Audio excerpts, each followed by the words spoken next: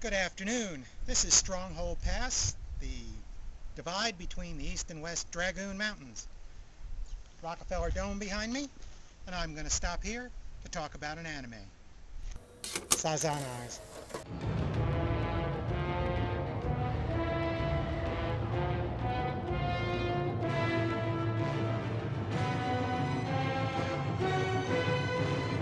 Sazan Eyes comprises two short supernatural fantasy OVA series from the early 90s. It's based on a manga by Yuzo Takara.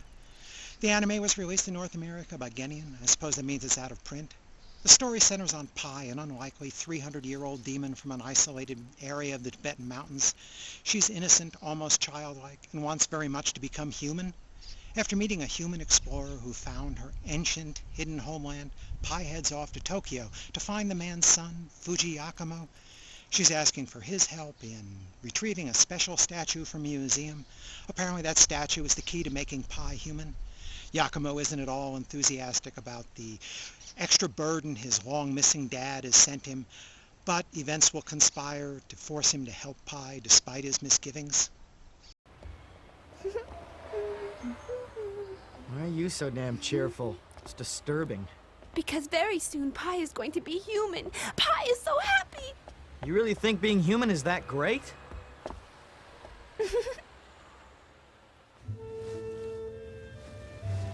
Hey, Pai, tell me, why do you want to be human so badly? Don't know. Then why? It seems there are others after this same statue, so getting a hold of it isn't going to be easy. It's going to be a long and very dangerous chase. Apparently Pai spent her entire long life up in the mountains, away from civilization, and doesn't know much about civilization at all. So Yakumo's going to have to act as her guide and teacher. Along their journey, they're going to visit Hong Kong and meet Ling Ling, a supernatural huckster of sorts. If Yakumo has any doubts as to Pai's story of demonic heritage, they'll soon be quickly dispelled. First, Pai has brought an old friend with her, the demon Takahi. He's a big, ugly, winged critter who lives in her walking stick. In much the same way a big genie lives inside an itty-bitty lamp. This is just the first evidence of the substantial supernatural forces at work in Pai's life. Yakumo has another surprise coming. The series involves two main characters, Pai and Yakumo, and their strange evolving relationship as they search for this statue. Yakumo begins as a rather oddball character in his own right. His after-school job involves cross-dressing, and his landlady is a man. Fortunately, the story soon whisks him away from all that nonsense, which makes him a lot easier to get to know.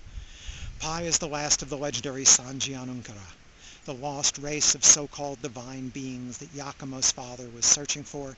They have a third eye. She doesn't so much hide this fact as she's forgotten it, because it turns out Pai has a dual personality hidden in that seemingly innocent personality form. And when that going gets really tough, that true Sanjian comes to the fore. As Pai and Yakumo quest for the statue, it soon becomes clear that events from Pai's forgotten, distant past are going to be important to them both. The other people looking for that statue and keeping a close watch on Pai don't seem to be the benevolent type, and they seem to know more about Pai than she does. And it soon becomes clear that these powerful people intend to involve Pai in their dark plans. The story has a very well-developed sense of mystery, Pai's history, and the reason the others are watching her from the shadow and chasing after the statue, and just what they plan to do with the statue when they get it, will be uncovered across the length of the series, one small fact at a time. The series also has a very well-defined flair for the dramatic.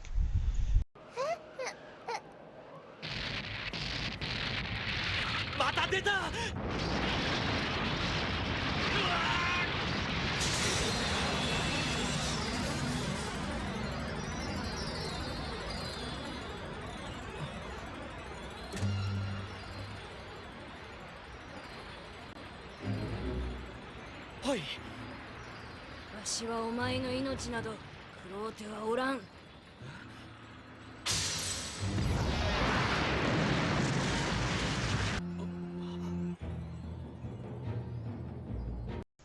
This series can be really violent and very bloody at times. Some of the characters are immortal, or at least really, really hard to kill.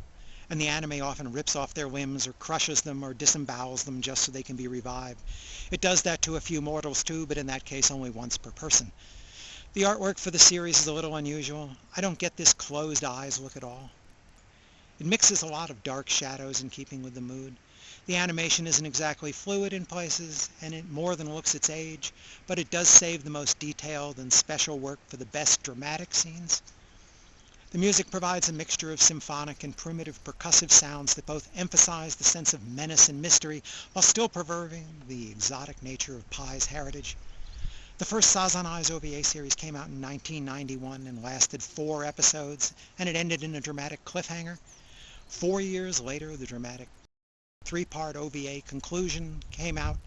I originally picked these up on imported Laserdiscs, and let me tell you, that was a long 4 years to wait for a real ending. Luckily, the style and tone of the 2 series match perfectly, and the series saves some of its best surprises and revelations for the second series. It delivers an interesting and satisfying conclusion, providing a couple of final surprises and filling in a lot of the missing past. Genian's English dub sounds alright to me, but since I'm already familiar with the Japanese soundtrack, and I like Megumi Hayashibara's voice as Pai, I prefer to stick with the original dialogue. Overall, I give Sazanai's 4 stars for some nice dramatic storytelling that rises above the simple animation and a lot of gratuitous bloodshed. Genian released the entire first OVA series on a single DVD titled The Legend of the Divine Demon. The second series was released on a separate DVD titled Immortals. Thanks for listening.